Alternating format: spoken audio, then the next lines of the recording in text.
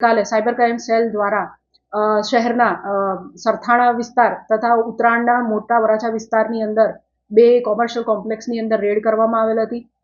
મળેલ બાતમીના આધારે રેડ કરતા કુલ સુરત સાયબર ક્રાઇમ સેલ દ્વારા આજરોજ ગુનો દાખલ કરવામાં આવ્યો છે, જેમાં મૂળ બે આરોપીઓ દીપક ભૂપતભાઈ ડોબરિયા તથા શૈલેષ નટુભાઈ ધામેલિયા બંનેની ધરપકડ કરવામાં આવેલ છે. ગુનાની વિગત જોઈએ તો આ બંને આરોપીઓ દુબઈ બેઝ 24x7 નામના ક્લબ નામની એક કંપનીના અંડર કામ કરતા હતા તથા એના માટે એક ફેક વેબસાઇટ બનાવેલ હતી. આ લોકો સામાન્ય નાગરિકોને બોળવીને ₹9,000થી શરૂ કરી જેટલું પણ તે રોકાણ કરી શકે એટલું રોકાણ એમની પાસે કેશમાં રૂપિયા લઈને કરાવતા હતા.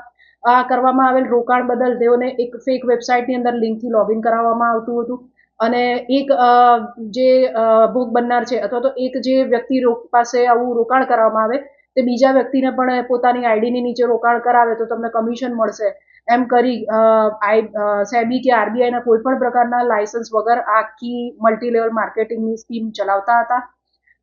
વ્યક્તિઓ જે છે જે ભોગ બનનાર છે એ લોકોને 10થી 11% જેટલી અને પોતાના નાણાં લગભગ 3 ગણા જેટલી કરી આપવાની લાલચ આપવામાં આવતી હતી. આમાં આરોપી દીપક ભૂપતભાઈ ડોબરિયા જે છે જેની અંડર શૈલેષ નટુભાઈ ધામેલિયા કામ કરતા હતા.